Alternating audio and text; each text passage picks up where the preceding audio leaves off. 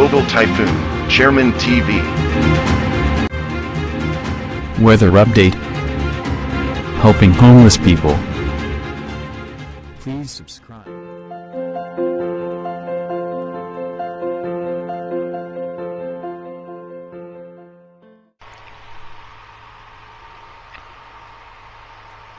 Magandang hapon po. Ito po ang latest update natin para nga po dito sa minomonitor nating low pressure area na nasa eastern section nga po yan ng parte ng Taiwan. Ito naman po ay mababa naman po ang tsansa na mag-develop sa ngayon bilang isang bagyo, pero hindi po natin yung niro-rule out yung posibilidad na ito po ay magbago pa. Pero hindi po ito direktang makaka-apekto sa ating bansa dahil ito nga po ilalabas din po ng Philippine Area of Responsibility. Mananatili nga po na makakaranas po tayo ng malinsangan panahon dahil nga po sa patuloy din po ng paghina ng hanging habagat na apektado na lamang po niyan yung parte ng extreme northern Luzon.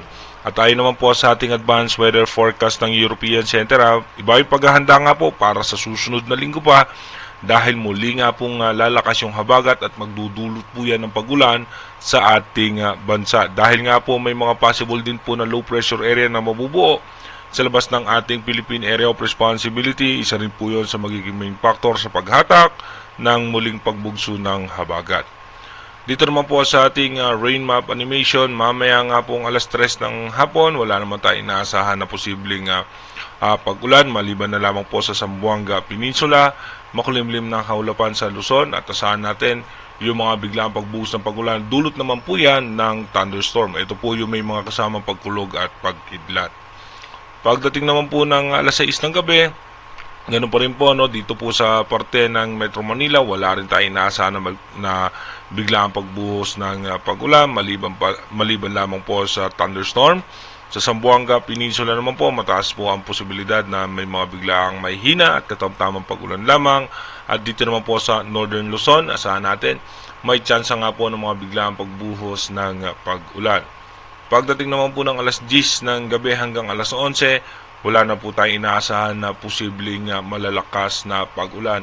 Asahan pa rin po natin yung maalinsangang panahon. Dumako na nga po tayo sa ating advanced weather forecast. Dito nga po sa ating advanced weather forecast, bukas nga po August 19, mataas na ang posibilidad na ito nga pong low pressure area ay lumabas din po ng ating Philippine Area of Responsibility. Pagdating naman po ng August 20, makikita natin mabababa nga po yung percentage ng rainfall natin at asahan po natin na makakaranas pa rin po tayo ng mainit at malinsangang panahon.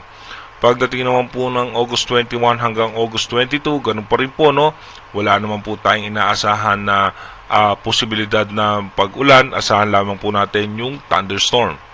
Pagdating po ng August 23 at August 24, dito po magkakaroon na ng tsansa ng pagbugso ng habagat at asahan na nga po natin na biglaan na po tayo makakaranas ng pagulan sa Central Luzon, Metro Manila, Bicol Region, kasama po ang Visayas, Palawan at Mindanao.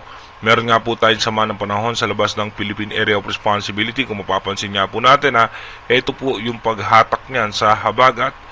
Kaya asahan nga po natin na mararanasan nga na naman natin yung mga biglaang pagbuhos ng malalakas na pag-ulan. Lalong-lalo na po pagdating ng August 25, asahan nga po natin mas mataas pa ang tsansa ng malalakas na pag-ulan at posible naman po tayong makaranas ng mga pagbaha at pagguho ng lupa. By August 26, tuloy-tuloy nga po na makakaranas tayo ng pagulan dahil pa rin po yan sa habagat. At pagdating naman po ng August 27, asahan pa rin po natin na makakaranas pa rin po tayo ng mga pagulan dahil pa rin po yan sa habagat. At meron mabubuong panibagong low pressure area dito nga po sa labas ng Philippine Area of Responsibility sa eastern section po yan ng Mindanao. Iniulit ko po yung ating advanced weather forecast is possible scenario pa lamang po yan. Malaki pa rin po ang tsansa na magbago yan. Kaya manatili tayong tumutok sa ating advanced weather forecast para malaman natin yung mga posibleng sama ng panahon na makakaapekto sa ating bansa. Mag-iingat po tayo palagi. God bless po sa ating lahat.